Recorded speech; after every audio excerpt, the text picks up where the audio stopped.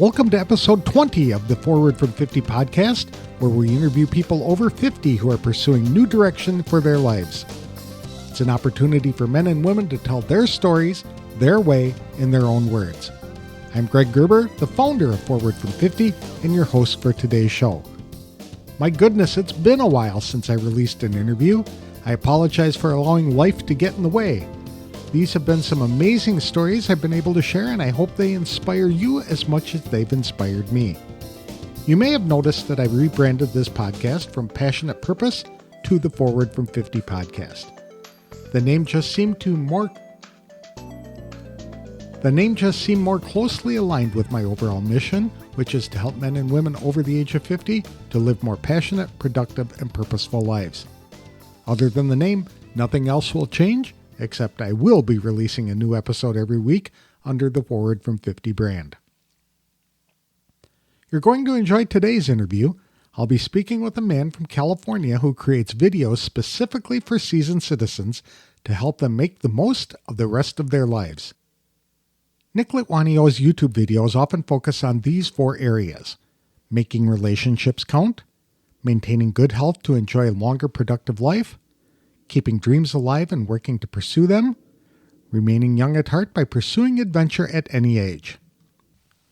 Nick has always been a content producer. In fact, he made a career out of creating content, whether written or video, for his clients. When COVID arrived and shut everything down, Nick seized upon the opportunity to make entertaining videos for people to enjoy while they were locked down as well. His early videos focused on physical fitness. As a certified personal trainer himself, Nick wanted to help people attain a level of fitness that would enable him to pursue whatever they wanted as they got older. But after realizing most people were more interested in videos about how to cut mangoes than they were about maintaining muscle tone, Nick altered his focus as well.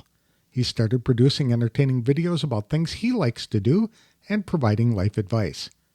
He started a YouTube channel called Make the Most of the Rest of Your Life, which has more than 140 videos, many of which are just 5 or 6 minutes long. To tell us how making the most of the rest of your life has become his mantra in so many ways, please welcome videographer Nick Lituanio to the show. Thanks for joining me today, Nick. I really appreciate it. You branded yourself as the old guy YouTuber. How'd you come up with that moniker? Greg, I guess the first part of that is I am an old guy, or I'm definitely getting there. And I wanted to make YouTube videos. I had a career as a content creator. I ran a creative agency and we made content for a lot of companies here in Northern California. And it was a successful career and I enjoyed it for the most part. But I got into this line of work because I liked to make content. I really enjoyed that process. When I was in college, it was something that I really enjoyed. As life unfolds, it turns out I was a lot better at working with clients, managing multiple projects, and having other people make the content. That's how I was able to run the business and grow the business, because making content is pretty time consuming. And when I sold my business, one of the things that I looked forward to was getting back to actually making the content again. And I really enjoy that process. And the other part of that, of course, is I'm doing it for myself and for the people that I want to reach, as opposed to doing it for a client who is paying us money, having to color within the lines to give them good stuff and at the same time satisfy their needs. So yeah, that's a really long-winded way, I suppose, of saying I got back into YouTube because I wanted to make content that I wanted to make. So just pursuing your passions, the things you're interested in, not what the clients were paying you to provide. That is exactly 100% right. It was all about what does Nick want to do for the rest of his life. I was lucky enough to get into a situation where I'm 60 and I could retire. And I look down the road and I'm like, what do I want to do? What gives me joy? And it's risky, but this is really what I wanted to do. And so that's why I'm doing it. How'd you come up with the ideas for the videos that you create? It's been an evolutionary process Greg. At first, if people look at the channel and dig way back, there was a lot of fitness related stuff because I thought people might be interested in that. I also became a personal trainer. I went to class and got my certificate. So in addition to doing the YouTube, I work several hours a week at my local gym, working with people our age and helping them train or get back in shape. So I kind of started with fitness stuff. And what I found is people either at this point in their life, most people are either doing fitness or they're not. And the last thing people of our age are going to do, apparently, is go on YouTube and watch people tell them how to get in shape. There is a challenge on YouTube with people who are in our demographic who tend to use the platform really just to look up how to cut a mango and don't follow people the way my daughter might or people who are younger. So the fitness thing really didn't work. And then I started to just do things that were interesting to me that I thought might be interesting to others. And that's why when you go to the channel, you will see things like travel. You will see things like fitness. You will see things like personalities. There's a mix of content that I made because I felt it was relevant to an audience like myself. And your content is focused on people who are over 50 as a general rule, correct? That is 100% correct. Yeah. What I want to be able to do is to connect authentically with people in our demographic. And we know that in every phase of life, there are things that we're focused on. In our 20s, it might be finding a mate. In our 30s, it might be building the career and raising kids. When we get over 50 or over 60, we're focused on different things. And the beauty of YouTube, the beauty of the world we live in and the internet is I can create content with no overseer and put it out there, which means I can be authentic and honest. And as long as I'm willing to be like, hey, this is what it is and let go of the outcome. If we go back to this idea of no one's paying me to do this, not feeding my family, I'm not paying the mortgage with this, I can just be honest. And that's really where I'm coming from with this. I love that because it suggests that people over the age of 50 can still be relevant because there's no gatekeeper. They have an idea, they've got their wisdom, they've got their unique skills that they've developed over their lifetime, and now they can apply that to others, and they don't need somebody else's permission to do that. I really enjoy that. I 100% agree with that. I think that we collectively are somewhat devalued as we get older, and we fall into certain traps that society sets up. And we think, oh, because I'm X age, I can't do Y. And it's just BS. There are no reasons why you can't pursue the things that turn you on. And having, I don't want to call it courage, just getting out of your own way and doing things, doing what you want to do is one of the gifts of being this age. And because I'm a personal trainer and because this is part of my worldview, that's where for me, that's where the fitness part of this comes in. I think that for most of us, taking care of our body that is starting to break down and have problems is just going to allow us to excel in all these different areas of our life. And that's why I initially started with the fitness angle, because I think that we neglect our fitness, our health, and it hurts us down the road. If something happens to us, which something's going to happen, we can't come back as quick, we can't heal as quickly, or if we're going to travel or we want to play soccer with the grandkids or whatever it is we want to do, having a little bit of strength and flexibility is just going to allow us to live that much more, embrace the life that we want that much easier, I think.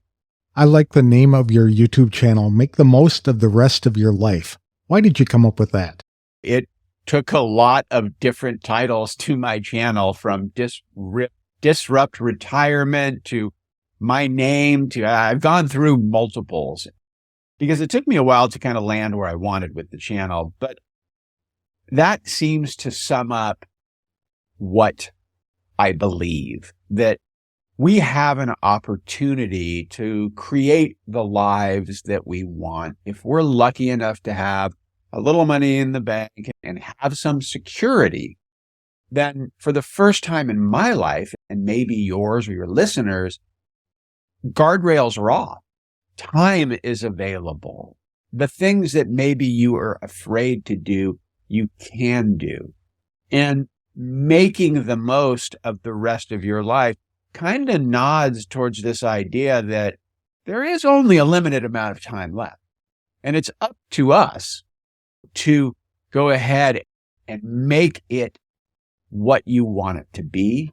And if my channel does anything, if someone sees me doing something on my channel and they look and they go, oh, wow, I can do that, then I've been successful.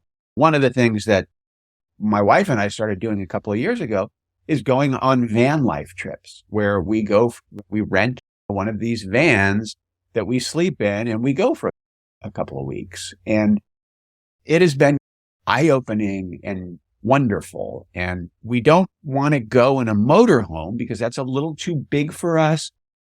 It's going to be parking in certain types of places. When you have that small van, it allows you to be that much more mobile. And we were a little bit like, oh my goodness, how are we going to make this happen? You got this cramped bed we're going to sleep on, and the bathroom's in the same area as we are. And there's reasons why you might go, oh, I don't know that I want to do this. But once we did it, we absolutely love it. And we took a chance and we said, we're going to do this. Let's give it a try. And this year is going to be our third year doing it. And in March, we're heading to Joshua Tree and Death Valley for 10 days.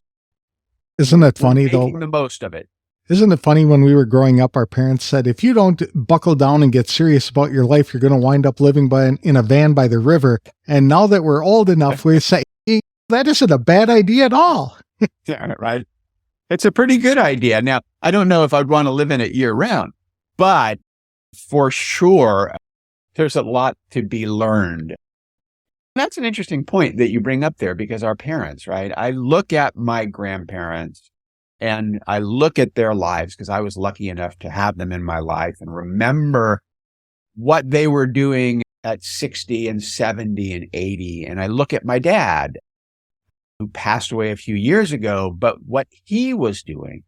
And I love them and I'm grateful to have them, but I don't want to live the life that they lived, that was sedentary, that they ended up in the recliner. They ended up, I don't want to say bitter, but they weren't embracing what is possible. They took the whole thing lying down, if you will. And that may have to do with the state of what was going on with healthcare and how we looked after our fitness and all those types of things. Because there is a reality here that as we get older, our bodies change and things become harder. I've had 2 hip replacements. I have shoulder issues. I've had injections in my lobe. I'm not one of these people who are going to tell you that, oh, I'm bulletproof, because I'm not. I'm going to have stuff, just like probably you and the people who are listening or reading about this. But that doesn't mean that it has to take you out of the game. I agree. One of the tragedies of getting older is this idea that we're going to someday be able to pursue these dreams. Someday we're going to travel. Someday we're going to go to Yosemite, like you said, or Joshua Tree or Death Valley, any of these other fun places that have been on people's buckets list forever. But they keep postponing it and pushing it further and further away. And the tragedy of someday is that someday may never arrive. Or when it does, they won't have the physical strength or the resources to be able to enjoy it. Yeah, you hit a spot for me that I care deeply about, which is that I hate this idea of bucket list. The things I need to do before I kick the bucket. And it builds these things up into bigger than I think that we have to view them at. It's almost like we put a barrier in front. Oh, that's in my bucket list. That's not something I can do next week or next month or next year. It's in my bucket list. And it's That's BS. Take it out of your bucket list then. Bring it into your life. Make it happen, because tomorrow is promised to no man or woman. And if you don't do it today, it's not going to happen. I suppose I should be honest with you, not that I'm trying to hide anything. One of the things that changed my life in a profound way was I am a mountain biker. I ride mountain bikes and have for a long time. And I don't want to think about how long. And I was on a bike ride in 2016, and we were riding, and one of my friends, I turn around, he's not there. And we were in a very safe area. This was not dangerous or by any stretch of the imagination. And we turned around and we rode back, and there he was.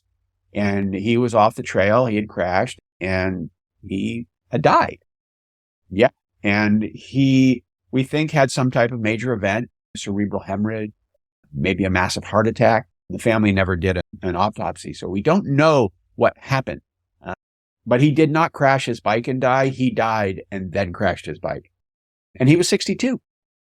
And it was really at that moment when I looked at the bank account and I sat down with the wife and I said, what do we need? What do we have to have? What's enough? Really, I'm on the hamster wheel here. How hard do I have to run for how long? So I had that wake-up call, that slap in the face, if you will. There's a video about that experience on my channel and how it affected me and changed me. And there it was. It writ large. What are you going to do? How are you going to make the most of the rest of your life, Nick? Are you still working? Yeah. Yeah. Or do you still serve your clients and things like that? No, I know I sold my business to my employees. So I do not work in the profession that I had. I do work at the gym for pay. I am trying to build this YouTube channel in a way where it can bring in some money, which would be really nice. And I am starting to look at my skill set and figure out, okay, maybe some nonprofits could use help with fundraising videos. What can I do at a lesser price point, if you will? I don't need to make what I used to make. It's different, but I have a lot of skills. So I'm trying to figure out who can I help out with the skills that I have, just because I feel I should give back. And I don't want to do it for free, because I have found when you do things for free, people don't value them. Exactly. And all of a sudden, the whole dynamic and the relationship changes, and you're no longer an expert. You're the guy doing it for free. So the money, frankly, is more like, you need to pay attention. You're paying me to do this, so pay attention and respect what I'm doing. I like that you're helping out nonprofit organizations, because it's a great way to utilize your skill, talent, and experience to help somebody else. And the fact that you're charging them a little bit of money means they have a little skin in the game. And, that's exactly right. Yep. Right. They can have ownership of the project. And in today's world, someone who worked in messaging and branding and creative development, that type of thing, these nonprofits or the agencies that, I'm going to be working with, they should have some type of strategy around all of this stuff. And they should have some type of budget around all of this stuff if they're going to be viable over long term. So it's also a little bit of tough love. Look, it's great that you're doing whatever you're doing, but you are a business and you need to behave like a business if you want to serve these people for a long time. So it works on that level as well. Before you turned 50, what was the thing that you were most proud of having accomplished? Oh, sitting down most nights and having dinner with my family. I was very purposeful in the type of life that I wanted to have. And I got married. I was, 31 maybe. Our first child was born, Alessandra, and she was born. She's disabled. She has cerebral palsy, which is its own kind of story. She's great now. She doesn't live with us anymore. She lives in a supported living situation. And her sister, a couple of years later, came. And there were points in my life where I could have grown my business bigger. I could have made more money. And what I would have sacrificed was time with my family. And at the end of the day, the thing that I want is relationships in my life. And I grew up in a large Italian family where being together was important. And so that translated to me and what I wanted to do and what I wanted to do with my wife and my children. So I got to coach my kids' teams as appropriate. I got to go to Challenger Sports with Alessandra, and I got to do other sports with Daniela. And I was around and I volunteered at the schools, in the athletic leagues. And last night, I went into San Francisco with my 24-year-old daughter, and we have a great relationship, and we went to the theater. So when I look at what I'm most proud of, it's that. What I'm most surprised about is that I am retired at 60. I was the first one in my family to go to university, who really never planned on building a business. That was just not something that I thought I would do. I started out in the news business. I was a news photographer, videographer. I was a news editor. I worked in a television station. And just over time, it just worked out that I was good at certain things that allowed me to build a business and grow the business in the way I did. So that was pretty surprising. That can be stressful working for a TV station because the news happens and you get the assignment, you got to go out here at this moment and cover this story. And I can imagine that can put a crimp on your lifestyle, especially when you're trying to raise children. And so starting a business is probably a good way to utilize your skills without having to put up with those time constraints that come with TV studios. Yeah, I was doing that before I got married, and I realized really quickly that for a couple of reasons, it wasn't what I wanted to do. One reason is what you cite. It is a very intense profession. You have never seen people go into the bar faster after the newscast and drink more in the 2 hours before closing time. It was like, wow, these people are... I will say this. I worked in San Francisco. I have never worked with a group of smarter people in a small newsroom. It was like everyone in that room was smart and was motivated and was like on their A game. And when I went to work in the corporate world, I was just blown away by how many people who were B players and C players in these companies. I was like, holy cow, you have a job? But yeah, for sure, it's not in the long run what I knew would be good for me. And frankly, it got boring from an intellectual standpoint. I was running a camera or editing. I was basically doing rinse and repeat work every day. It's like, get the equipment ready, go out, put on your shoulder, get the story. There was nothing that was challenging in the way that my business ended up challenging. Oh, that's neat. So that your business provided you with that sense of purpose the job at the TV station gave you the training and the skills you needed, but the sense of purpose came with pursuing your business. I think that's a really cool way of looking at it as well. Yeah, and I think that what I learned from that experience is where you start out is not where you're going to end up. So when I came out of school with a radio television degree and I ended up in a television station, that was my goal. Then I realized that's not what I want to do for the rest of it. And it was through making a move and taking a chance that I realized that I had other skills that were more valuable than holding a camera. And I took that to this part of my life where as I looked out at retirement after the event where my friend died on the bike ride, and I looked, what do you want in your life? What is it that you want to do with the rest of your life?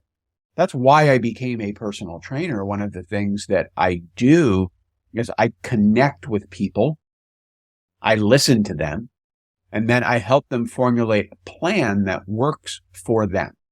Because that's what that is all about. And we can get into that in a second if you care to. And then I also realized that when I looked at my plan for the rest of my life, I could make YouTube videos. Why can't I do this?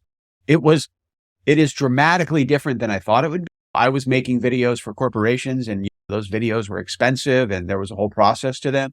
And then coming over to YouTube, I thought I would just be a slam dunk and I'd be like, oh, this will be easy. It's not easy. It's very different. It's a very different discipline. And over the last 3 or 4 years, I've been working really hard at learning something new, which actually is great. It is interesting and challenging. As we get older, interesting and challenging, hard. I think those are really good things. I agree. Otherwise, you atrophy and you wind up on the couch watching the old reruns of television or surfing the internet for the latest depressing news that's out there. So yes, keeping your mind sharp with interesting and challenging is a good thing. How old were you when you started your business? That would be, I had the opportunity to leave a company and go out and join a firm, become a part owner in a media company in 97.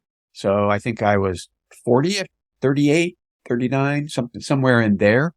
And I was there for 10 years. And then I decided that I needed to have my own business, which I did in 2009. And that's when I was the principal in my agency. So you were over 50 at that point. Yeah. I was 46. I think I was 46. I just turned 46. Okay. Yeah. Very good. When you started this YouTube channel, what did that entail? Did it require any changes to your lifestyle or additional training or financial investment? So I'll take those one by one. Okay. When I started the YouTube channel, it was the beginning of COVID. Literally, I sold my business and signed the paperwork a week before our first COVID shutdown. Wow. Shelter in place. Yeah. It just happened. And so for the first year, I really dug into kind of education and understanding the ins and outs of YouTube. And I treated it very much like a business. The startup costs for it are dramatically different than they were just 10 years ago. So the type of camera that I have now is a $2,000 camera. 20 years ago, it would have been $30,000 camera to get the same type of image quality. The whole cost of entry into the computer for editing, video equipment that I needed, all of that. And I did it in a professional way because of my background. I'm probably into it for $7,000. Wow. For significantly really, less than what one camera used to cost. Oh, what I used to have on my shoulder when I was shooting news was a $75,000 camera lens. And honestly, the quality that comes out of a cell phone, a more recent Apple iPhone, the video quality and the audio quality, if someone wanted to start a YouTube channel with that device, they absolutely 100% could. That device, a tripod and a couple of lights, and you can do it. Because one of the beautiful things about YouTube is that it's not necessarily what we would call the production quality. It's much more about the storytelling and what your audience is looking for. Can you find that? Because I think that all of us who are on the internet, what we used to accept as quality television or movie making, we still love that. We still watch that, but we consume all kinds of content that is not professional in the way that we used to think it. And that was just a huge kind of door that opened. And one of the things where I'm like, oh my goodness, I can do really nice work very inexpensively. That's a good point, because the videos don't have to be professional anymore because people are just wanting the information that's consumed by it. I was watching one the other day where a woman created a video on how to make Brussels sprouts, for crying out loud. And she had thousands of views. It's absolutely true. The one thing I would say is sound quality is very important. So sound quality is very important, but the visual quality, unless you're showing something you can't see what the person is explaining, that might be a problem. Did your wife support your decision to retire early? Yeah, she did. My wife knew that let me start that again for you. So my wife was instrumental in me making the decision to sell my business and retire. I coming up on 30 years married here, and we've been through a lot together, a lot of life. And I wasn't going to go into a decision like that without discussing it with my wife. And she had known that I was less than thrilled with what I was doing. It had become a grind, and more than a grind, it had become boring. And she wants me to be happy. And when we sat down and did the numbers and looked at what was what and said, okay, we can do this, she was totally. And there's been an adjustment for sure, living within a certain budget and being around each other more than we ever have been. Those are things that we're navigating. Luckily, she's super busy and has very varied interests, and I have varied interests. And so we have separate lives, and when we come together, we are together, and it's wonderful. How did your friends who are still working respond to your decision to retire early? You're going against the grain. You have to work until you can collect Social Security, right? That's the only time you can officially retire, is once you get to that age, and that keeps going up and up every year. It varied. The response that I had to retiring early from my friends varied from genuine joy and happiness for me to what the heck are you doing? You should still be working. And I am not going to tell you that retirement is easy, because it's not. And what I mean by that is the transition from working and making money and achieving and doing those types of things as a man, and then all of a sudden not doing those things, is hard. Worthwhile, but hard. And I have friends and have had conversations with certain of my male friends. They just have no idea what they would do. If I didn't work, I don't know what I would do. And with confusion and bafflement in their voice and their eyes. And I get it. I get it. For me, I said, all right, I'm going to be a personal trainer. I'm going to start this YouTube channel. I have some things that I'm going to do. And so even having that transition, the transition is difficult. And I had other friends who were just very happy for me, happy that I was in a financial place where I could actually do it, and that I was going to pull the trigger and make that decision to retire. It's a problem because a lot of men are tied into their professions. When you meet somebody new on the street, it's always, what do you do? How do you make your money? What is your career kind of thing? And the unfortunate thing is when people over 50 are pushed out of their career or their job, or ushered to the sidelines and given less and less responsibility, fewer people reporting to them, etc. It can be demoralizing because their identity is tied to that. That's why I like your idea of having something else to do, a thing that you can be passionate about immediately after you leave your job, because you sold your business and you started this. So there was no sitting around golfing all day, fishing all day, watching the news. You just had something else to do. I really like that. And Greg, I think that is so critical. If people listening to this, if they are pre-retirement or even retired, it's this idea of your life's not over. It really isn't. And you probably have more opportunities to embrace new things than you've ever had before. It takes a little bit of courage and effort. Boy, is it eye-opening and refreshing to enter into new things. One of the benefits that I did not expect about working at the gym, and something that I would really encourage people to look at, is in working at a gym, I am surrounded by coworkers who are half my age. The worldview that they have, the energy that they have, the viewpoints, conversations with them. My life would be dramatically different if I was siloed off in just my age group, away from those people. Exactly. It opens my eyes to things. It invigorates me. I'm not going to say it makes me feel younger, but it's certainly, because I don't have a problem with being older, but it's certainly, I know that my life would be different if I wasn't talking to Bryn and to Max and to the kids at the gym, the 30-year-olds. So boy, I totally was not prepared for that. Had no idea that was even a thing, but it is a thing. And being around people of various ages is, I think, really important in how we age, our viewpoint, and how we are in the world as we kind of get to this last phase of our life. One of the challenges for you must have been trying to build an audience from scratch. How did you do that? Or what have you done that's worked? Building an audience on YouTube is very difficult.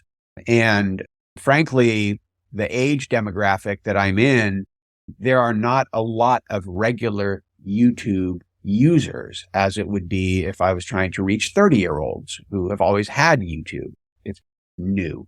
The way that I went about building an audience, obviously you start with friends and family first to get it up and running.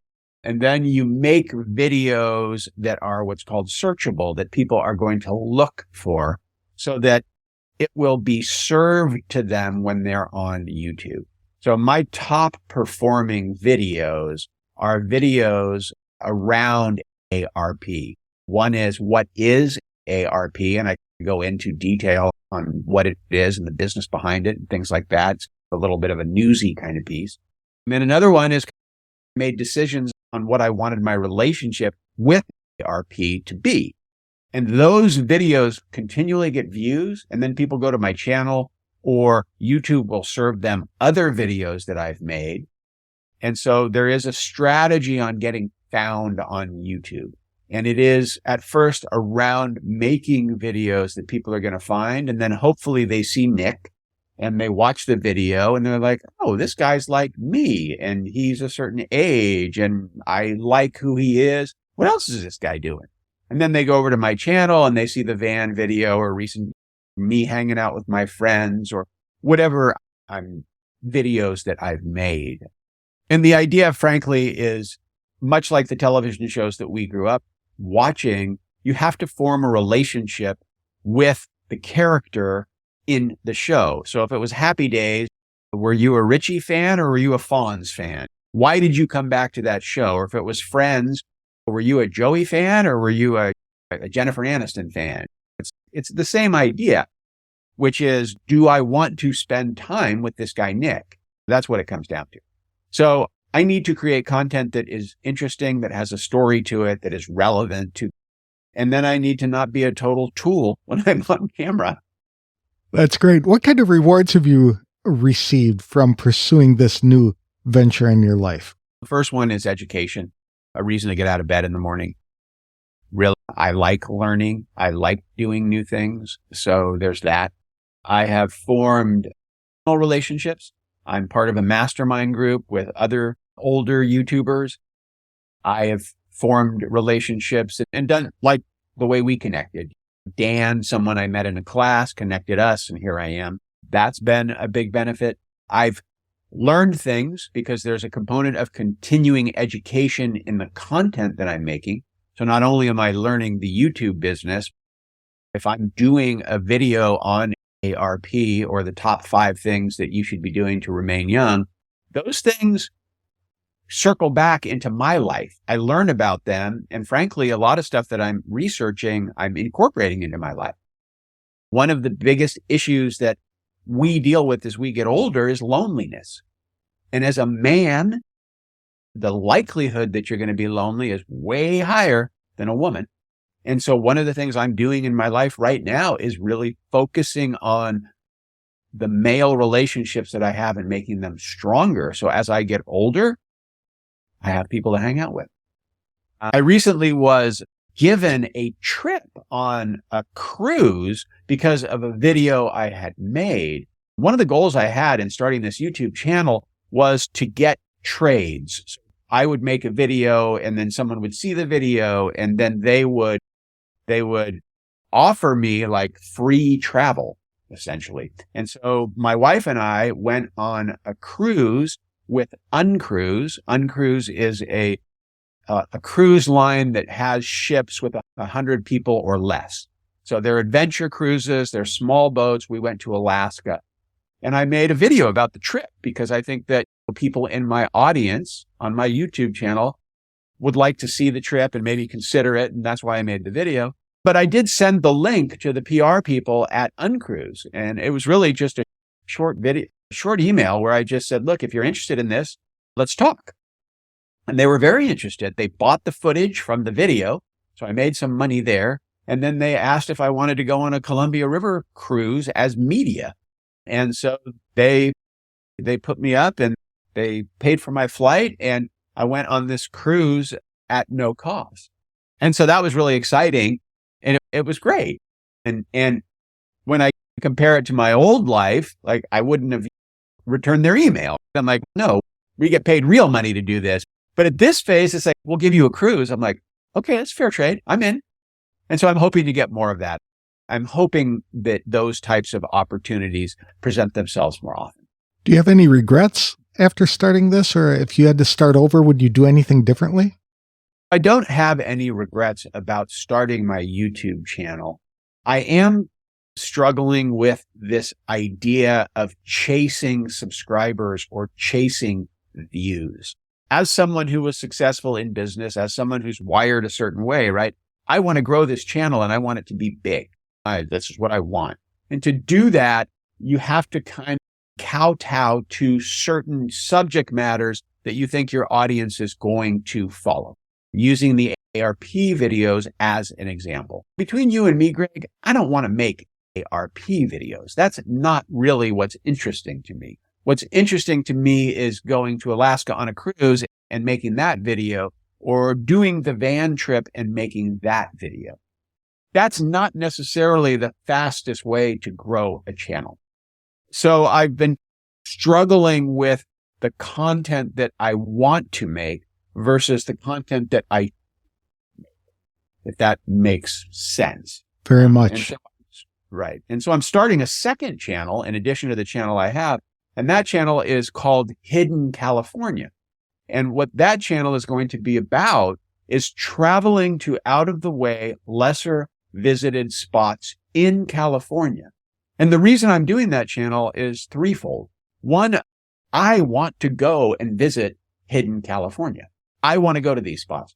Two, I can really get into the cinematography, the camera work, and making images that I really enjoy. And so there's that part of it.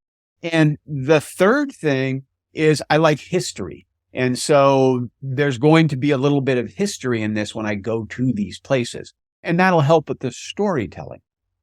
Now, the reason I started this channel is because I'm not going to chase views with that channel. I'm going to do that because I want to do that. And I'm probably going to look at the videos on Make the Most as a variation on those or a little bit different. I haven't quite figured it out. So I guess my regret would be that I didn't follow my passion purely as early as I really should have, because I didn't have to chase views. I'm not in a position where if my YouTube channel doesn't pay me out, we're going to lose the house or I'm going to starve. So my regret would be that I didn't spend enough time really thinking about what I wanted right now and in the future. I allowed my old business brain, I think, to make some early decisions that probably wasted a little bit of time. Earlier in the interview, you had mentioned formulating plans for people. Is this a service that you provide to clients? That would be life coaching stuff, I think, right? Yeah. That's what that would be. I'm not a life coach. I'm certainly not something that I would charge people to do. I have thoughts about it. I have experience in it. If someone really wanted to talk to me, I would probably talk to them about my experiences, understanding that they're my experience. I think that the biggest thing that people can do is to play their life forward. And there's something I do with my daughter. There's something I do with my typical daughter, Daniela, who is 24. And she's in that part of her life where she's making decisions. And I say, let's doomsday it. Let's play this forward. And you tell me the absolute worst thing that's going to happen. And in almost all cases, the worst thing that's going to happen isn't that bad. It's through the process of laying it forward that you realize I can recover from that. That's not, which we can recover from almost anything if it's not health related. And so for people of our age, or maybe who are thinking about retirement, I think it's really important for them to sit down and figure out, like, what do I want the next 20, 30 years of my life to be like? And the place that I suggest when I talk to friends and people like, oh, you're retired, what are you doing? I'm like, what are your passions? What are the things that you love to do? And how can you take the thing that you're doing currently that's feeding your family, and how can you transition that in a way where you kind of remove the financial? Something that I really thought long and hard about, and I had this kind of revelation, is we work all of our lives and our identity becomes wrapped up in what we do. And then when you retire, that's taken away from you. And you don't have that. What if you could take your skill set and you could give it to people for a low cost as an advisor? You could be on an advisory board. You can be a consultant. You can do things so you are using the expertise and experience that you have, and you're able to pay that forward and provide it to people who don't have that. And it gives you relevance career-wise. You still feel like you're part of the mix. Gives you new social connections because, right, you're going to meet new people. Keeps you learning because you're going to be learning about things. I think it's really important as people plan forward and they look forward in their lives. Are there things that they could do? For me, that happened to be a YouTube channel. For me, I love physical fitness. I go to the gym, always have, mostly always have. And so personal training became like, it's a natural extension. I'm like, yeah, these were things that made sense to me. And I think if people plan ahead and really mindfully think about their lives and what happens after they stop their job, they can help create that. Don't be passive. Don't let it happen to you. Because there are three things that I realized when I retired that I think most retired people are going to deal with. One, whatever business you're in, when you stop working, they forget you immediately. Okay. They're on to the next person they need to do whatever it was that you're doing. All right. You're going to all of a sudden lose a lot of your social connections. We don't think about it, but there's a huge amount of socializing that we do through our work, and that goes away. And the third thing is, for most of us who worked, our calendar was filled in by our job. You're working 5 days a week, and during every day you have things to do. You take all that away, your calendar is empty. And that may be the biggest thing that where people get stuck. But those kind of three things, you need to figure out how to stay relevant. You definitely need to be able to have and create lasting social bonds. And you need to have something to, in fact, you need more than one thing to do. You need multiple things to do so you don't sit there, as you said, TV, railing at your cable news outlet, of choice and becoming your father or your grandfather. We love those folks. We don't have to live the lives that they lived. That is excellent advice, Nick. I really appreciate that. How can people connect with you if they would like to talk with you or follow you on your YouTube channel? The easiest way to connect with me really is to go to YouTube and enter in my first name and my last name. And you're going to link to this, I assume, somewhere. Yes. So that'll show up as well. And then on that page, if you go to the community tab, there is a way to email me. It's my YouTube email, and I field questions and queries through my YouTube email. Of course, I would be very interested in partnering with other YouTubers of my age. I'm open to business opportunities as long as they're consistent with kind of what I'm doing. I'm an open book at this point. Hopefully, people will check out my channel and click around on my homepage and subscribe, because I'd really like to grow this community larger. One of the things that is often overlooked on YouTube, especially for those of us who aren't regular YouTube users, is the community feel and function of a lot of these channels. So when you watch a video, if you follow a channel, you can leave comments. If you follow a channel, if you watch someone over and over on YouTube, you can leave comments on their page. And what happens on the bigger channels, and this is something I aspire to, is people talk to each other and people support each other. And it's really a place in a way where people of like minds come together around this channel and then they find each other. And one of the things that I would really love to be able to provide is to have a channel big enough that was actually happening. So if you do come and you do watch videos, leave a comment because I would love to hear from you. That's great. Thank you very much for your time today, Nick. I certainly appreciate it and wish you the best of luck in 2023. And Greg, it's been my pleasure to spend time with you. And thank you for asking me on to, what's the name of your channel? Forward from 50. So Greg, thank you so much for having me on Forward from 50. I am a big fan of what you're doing. And I was honored that you wanted to talk to me. And hopefully your readers and your listeners will gain value from this. And hopefully they cruise on over to YouTube and send an email, drop a comment, watch a video, somehow connect with make the most of the rest of your life. Nick Lituanio has a great purpose in helping people over 50 to make the most of the rest of their lives. His YouTube channel gives a nod toward having a limited amount of time left in this life. We do have a choice, and we can make life what we want it to be, or we can resign ourselves to living the type of life most seniors did in the past when they just watched television all day long. Nick is correct in saying that we really do have an opportunity to create the type of life we want. For the first time in our lives, the guardrails are off and we have time available to do the things that we've been afraid to do, or that we haven't had time to do. I really appreciated Nick's perspective on bucket lists as being excuses for not doing things we dream about doing right now. It's human nature to put off to someday the things that are important or which could be memorable if we took action to do it today. The problem is, someday may never arrive. What I like most about Nick's videos is that he is authentic. He's not hiding behind filters and showcasing an unrealistic dream life promoted by many so-called influencers today. He creates content about things that are interesting to him, but in a way that makes it relevant to his listeners.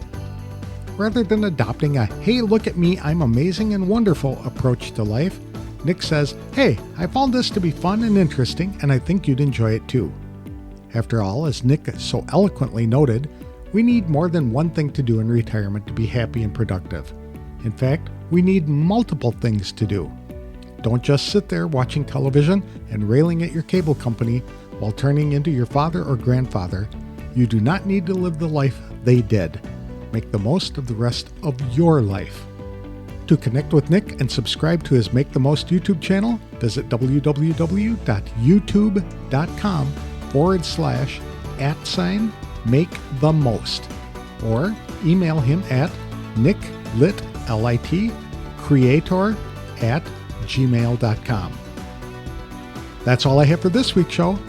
If you'd like help in identifying a purpose for your life or to get help planning your next steps, I'd enjoy an opportunity to have a phone call or meet on Zoom to do some brainstorming. For details, connect with me on Facebook or visit www.forwardfrom50.com. Next time, I'll be speaking with a woman who left a 35-year career as a paralegal to start doing things she's always wanted to do. In fact, she earned a medal in the Arizona Senior Olympics for powerlifting less than 6 months after lifting her first weight. I'll have that interview on the next episode of the Forward from 50 podcast.